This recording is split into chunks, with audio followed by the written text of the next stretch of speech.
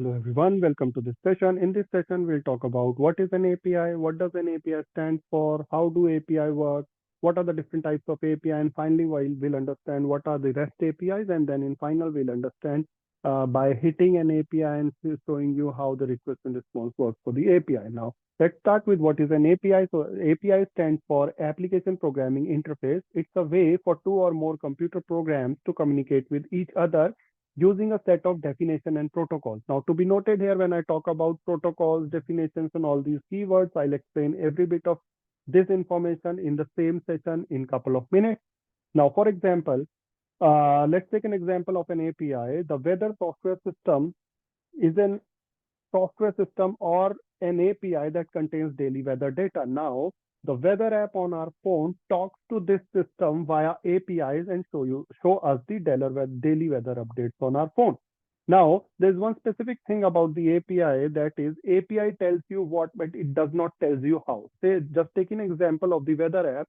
When the weather app in my phone talks to the weather app API that is actually installed on some other physical machine over the internet to a different location, it will just call the API endpoint and it will pass the data that is expected by the weather app that is installed on a server on some other end of the world, and the weather app on the server will take that input, process the data, and just provide the output data to the weather app on the phone. It will not tell the weather app on the phone of how it is doing this internally. It will say, give me this output and keep everything as a black box and say, this is the output for you. Now, in the context of API, let's understand each and every word of the API, starting with the A for application. Now, application refers to any software with a distinct function. Now, let's talk about P for programming. This refers to the logic written in the API in any language. Now, let's talk about the I, interface. Now, this can be thought of as a contract of service between the two applications, because when two applications communicate with each other over the internet, or two programs communicate with each other, then both of these programs each has specifications for each and every of them. Like program A will say, okay, if you want to talk to me, you can talk to me via this mean only or via using this protocol only, plus I want the input in this format. Now, the program or program one or the client program may say, okay, I will communicate with you in the same way, but this is what I want, and in with this format, I want the output to be. Now, let's talk about how the API works in a bit deeper. Now, in short, the API architecture is normally defined in terms of client and server. Now, the application sending the request, as you can see here, is called the client, and application sending the response is always called as a server. Now, in the weather example, the weather software that is residing on a server and that is providing data to the phone is called the server, and the mobile that is calling the API using the weather app is called the client. Now, let's talk about different types of API. So, just for the sake of letting you know the different types of API, and we'll be mainly focused on the REST APIs in this session. So, what is the different types of API? Now, the different types of API are SOAP APIs, RPC API, WebSocket API, and the REST API. SOAP API is nothing but these are also the web APIs, but they use a different protocol, that is simple access object access protocol, and they are less flexible, and they transform the message or transport the message using XML. Now, RPC APIs are called remote procedural calls. The client completes a function on the server, and the server sends the output back to the client. They are not fairly simple, but in the form of gRPC, they are pretty popular these days. So I'll be covering session on gRPC as well in some time. Now, the WebSocket API, these are another modern web API that uses JSON object to pass data to, in opposite to a SOAP API that uses XML data instead of JSON data. Now, these API support two-way communication between the client and the server. Here in the screen, you can say this is a one-way communication where the client sends the request to the server sends the response, it closes the connection, and it says, oh, I'm done. But with the WebSocket API, there can be a two-way communication where the server sends the request, the client sends the request to the server sends the response back to the client, and it may keep on sending the response as as soon as it's processing. Say for example, I want to have a list starting from 1 to 100. Now server can process 1 to 10 lists at a time. So what it will do is it will keep the response channel open. It will, as soon as it processes the first 10 set, it will send the first set 10 set to the client, and it will keep on processing the next 10 set. As soon as the next 10 set is done, it will send it to the server. This is normally called as a two-way communication or a bidirectional communication. Now let's talk about the REST APIs. So these are the most popular and the flexible APIs found on the web today. Now the client sends requests to the server as a data. The server uses this as an input to start the internal function and returns the output back to the client. Now before we start on the REST API, let's talk about the terminologies that is very much common within the REST API. Now, when we say client, now it is someone who is requesting information. For example, if the weather app on the mobile data is calling an API to the weather app that is residing on some other weather software that is residing on some other server, that then in that case weather app becomes the client.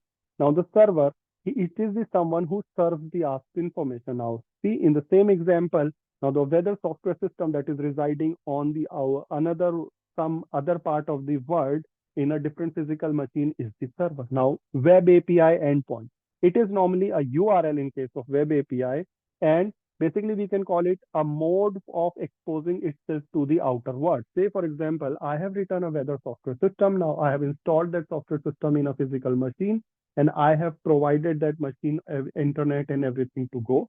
Now how do I tell other programs to communicate with my this weather application? So what I will do is I will expose this software somehow, and normally in case of web, we expose them in the form of a URL, right? Now, how we expose them in the form of URL, I'll explain you in a couple of minutes or within a minute. So you take it as in like we are in our home, and the main door of our home is how we expose ourselves to the outer world. Now anyone coming in will enter through the main door. He'll do their stuff, talk to us, do whatever they want to do, and then they'll go out with some data, or they'll go out with something in them, right? So this is all about the API and how we expose the API. So just understand, web APIs are normally exposed via web URL. Now, HTTP, this is one more important concept around the REST API. Now, the REST API uses the protocol that is called as HTTP, and we pronounce it as Hypertext Transfer Protocol. Now, what the protocol are? Protocol are nothing but these are the set of rules to be followed if two programs want to communicate over REST over the web, right? Now, let's say, for example, method. Now, if two programs want to communicate using HTTP protocol, right, or using HTTP protocol, that is set of rules for HTTP, they can use HTTP method. And there are only 4 HTTP methods available, that is called get, put, post, delete, nothing else. That each of these methods have their own specifications. Since it's a basic topic, I'll not cover what exactly they do, but you understand that these are the rules that has to be followed if a REST API is following the HTTP protocol. Normally, REST API does follow HTTP protocol. It can be further HTTP1, HTTP2, but here we're just talking about HTTP. Now, the response code. Now, whenever the server sends a request to whenever the client sends a request to the server, now the server sends the response back to the client. Now, along with the response, server sends a lot of information back to the client in the form of response headers. Now, when client calls the server, it calls the server and pass the data to the server in the form of request headers. There are different modes to pass the data, and there are different ways to pass the data within each HTTP method. But let's talk about GET here. So with GET, we can either pass the data through the URL that via which the server application is exposed or the web API is exposed. We can just write a slash, or we can use ampersand. There are different ways to it. Now, the other way is to pass the data to the server in the form of request header, right? Now, then the server will respond and will pass the data to the client in the form of response header. Now, whenever the server passes the information back to the client as an output, in the response header, it passes the status code as well. Now, that status code actually tells you about the status of the API of what has happened. Like the 200 series status code normally means it's a success operation. Now 400 specifically means that there is some problem, and 404, like if the status code is 404, that means the API is not found on the server. 500 series, 501, 502, 503, that means some internal server error has happened. So this is how they work normally. Now let me show you how an API actually works. So this is one of the API. Now what this API is doing is, this is how this API has exposed itself with this specific URL that is highlighted. Now I am passing these additional inputs to this API because this API must be needing it. It must be saying, okay, if you want to have data from me, pass me the API key and the location.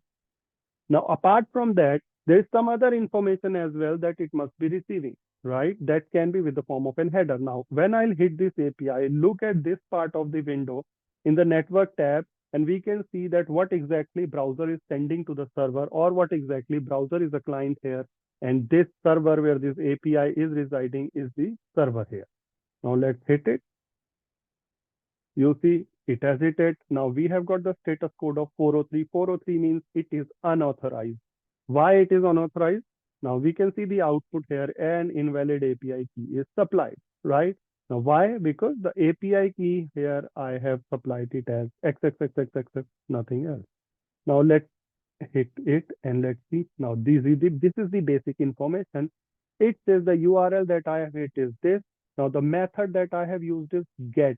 Now to be noted here, I have explained you that with REST, we can use get, put, post, delete only. This is a REST API, and now we are using the method as get. Status code or the return status code is 403, that is unauthorized. This is the remote address of the server, and this is the reference policy. Now let's talk about the response header. Now this is the information that server has sent back to me related to the API and the server. It says, I allow all the origin. That means you can hit me from any of the origin. Content encoding is zip. That means whenever I'll output, send the response back to you, I'll gzip that data for you so that the data can be transferred. It's a kind of a format where we zip the files in the window. Gzip is the format that server uses, where it will zip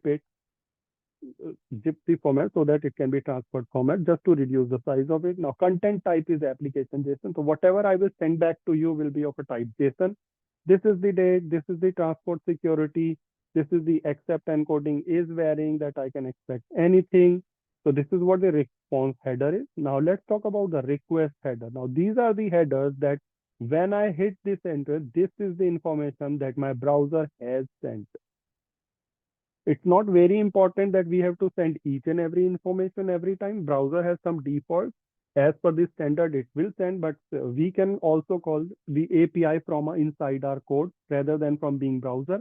Now, when we call the API from the code, we pick the request header, that those are essentially important and are required by the server. Rest we leave it.